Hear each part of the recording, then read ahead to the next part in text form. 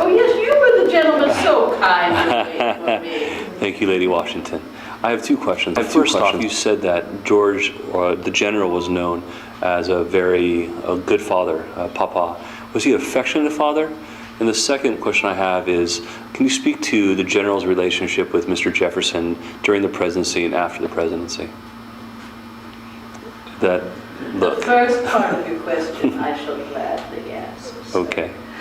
I think many do not realize, I quite blame Gilbert Stuart's terrible portrait of the general for enhancing an impression, well really his portrait of both of us, that we are stern old people, you know. I don't like that picture. Gilbert Stuart, I don't like it at all. Charles Peale and his dear son, Rembrandt, have always painted to the life very well.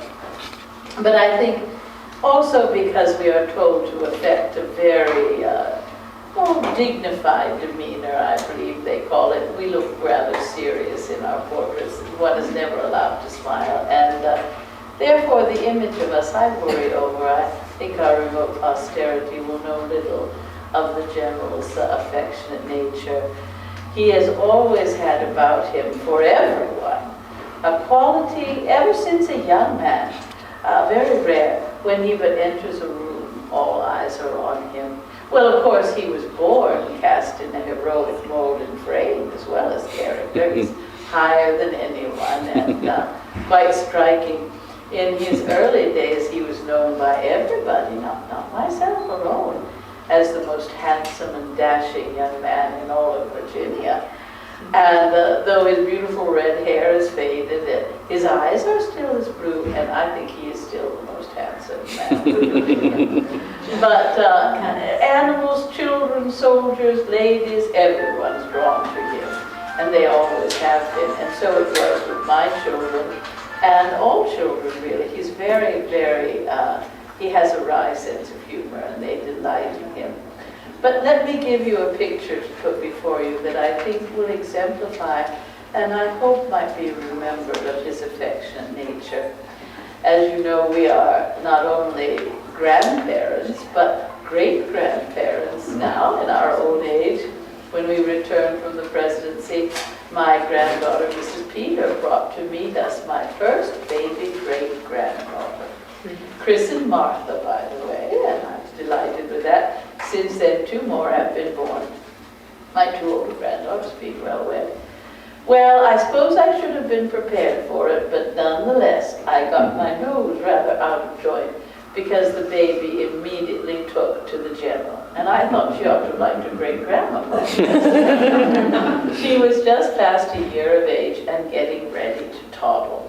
So don't you know, it was the general who taught the baby how to walk. And the picture I shall put before you is very dear to me. The general's had a rather bad back since just before the presidency, and he is so tall, so he had to bend over. He's had very large hands, the gloves makers always talk about that.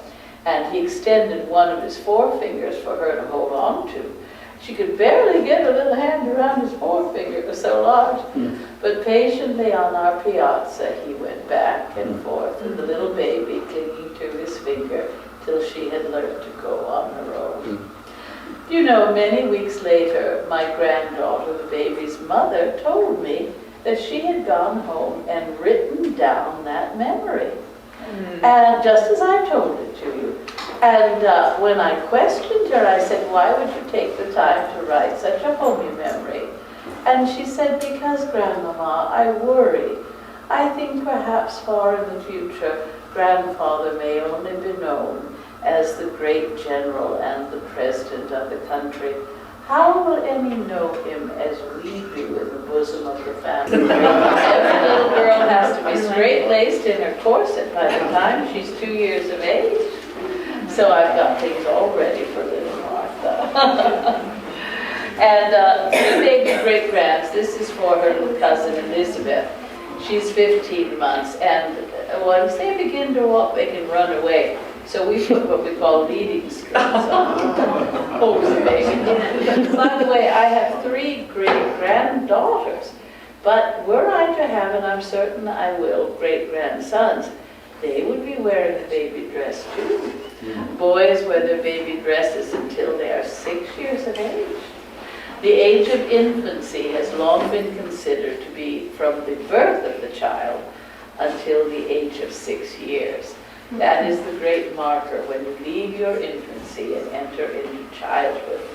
And upon that birth date, the little boy is what we call breeched. His first pair of manly breeches are prepared for him, and his first manly suit of clothes. And then, from that point on, he walks a very different path than his sisters do indeed. So that's the great day of breeching, very enjoyable. Until that time, we children are taught what we call the virtues. It gives the foundation for all of our life that will be, and we, the General and I, were firmly brought up in this way. My mother always said, bring up a child in the way he is to go. So we are taught the virtues, and I wonder how many of you children have been taught them. Firstly, one of the General's favorite that he has lived by, honesty. Are you always honest? In a little book he read to my children years ago was first printed out a phrase that he likes very much. It goes, honesty is the best policy. Have you ever heard that? Honesty is the best policy. And that means, and I know it always will, that you must be honest. You can get into a terrible tangle if you are not honest. I like the old saying, oh, what a tangled web we weave when first we practice to deceive. Another virtue is industry. And that means that you do not waste time. You are always busy. You always do your work. The General has always felt that time is not a gift to us mortals, but a loan only. And one day we will be called to make an account of how we have spent these hours we have been given. He has always kept a diary, the General, and he begins almost every day's entry with the same phrase, how I spent the hours this day. Every hour can be accounted for. He is a farmer, so he's up very early. You know what time he arises? Kinley, Plebs, that's too much dust. 4 o'clock, that does cause you to choke, doesn't it? 4 o'clock in the morning. He's a farmer, he's in bed by 9 o'clock. Up at 4. He says no one should let the sun ever be up before they are up. So he doesn't waste an hour. And my mother taught me a little saying, which I'd be glad to teach to you children. It is, she said, the key to a happy life. And you know, I've lived a long life. I've never heard better advice. She said, if you wish to be happy, keep yourself busy as a bee, cheerful as a cricket, but steady as a clock. Another one of the virtues, which I'm afraid I sometimes breach, is called civility. And my mother always said that civil behavior means that in everything one does and everything one says, one always stops first to consider, what would be the effect of my words upon another or my actions? Always place the other person before yourself, and you will live a good life. And in conversation, one person is not supposed to carry it all on alone. And I sometimes get carried away, you know. I was the eldest of 8, so I tend to take command of a conversation. And above all, we children are taught what is the great governor of our existence. Duty. Duty first, children. The General and I were both the eldest of our mother's children, so we learnt the lesson in duty early. Are there any who are the eldest child here? Oh, any eldest? Very good training it is, I promise. And I think if you learn private duty early, public duty, when called upon, is easier to give. As that man, and who is not welcome here at Mount Vernon, that you'll think that I'm a terrible scold, but I have good reason for my opinion. So I'm trying to decide with the children present how I will show myself. I'm afraid, though, that it has been recorded by many for posterity that I have referred to him as that man and that he is not welcome here. So I could not hide it from anyone if I wanted to, and I'm not certain I want to. There is another virtue, children, called loyalty. And many times in the long years I have been with the general during the war as well as the presidency, I have seen his loyalty to others betrayed and their lack of loyalty to him. And I will tell you, though I'm generally a pretty cheerful personage, when you go against the general or are disloyal to him, I can cross you right off my list. And I can have a tongue sharp enough to clip a hedge for those who are not loyal. Many times I have watched quite miraculously seeing how he has ignored or gone above the disloyalty when I could not release my own feeling about it. Such, I think, is the case with Mr. You can say his name, I cannot. Jefferson. That man. There, if you wish to study a person who has never been known for his loyalty, who has indeed betrayed every friend he has ever had, who has left debts behind unbearable to family and friends since his early youth, I think, and is very unwise in most of his actions.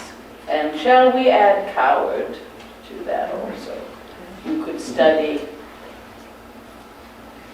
him.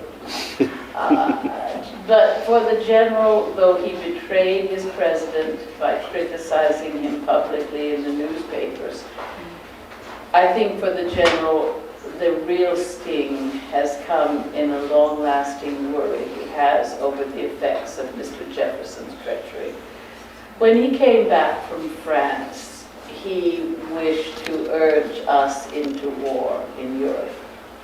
Now, Mr. Jefferson has never even smelt the gunpowder, and you are here with a lady known as the soldier's best friend, so I don't have any patience with those who have not shown their bravery. Indeed, when he was governor in Richmond and heard the enemy was coming to the new capital, what did he do? Did he stand fast for his country?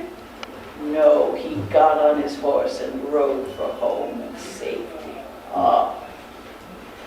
But he still was quick to urge us to get involved in France. Now, the general had two chief, great, and most important concernments for the new nation: to give us a strong and thriving economy, and for that he restored trade with London, and to keep our country at peace. The general feels that in future, too, we must be, as the general has written in his words, wary of what he calls foreign entanglements.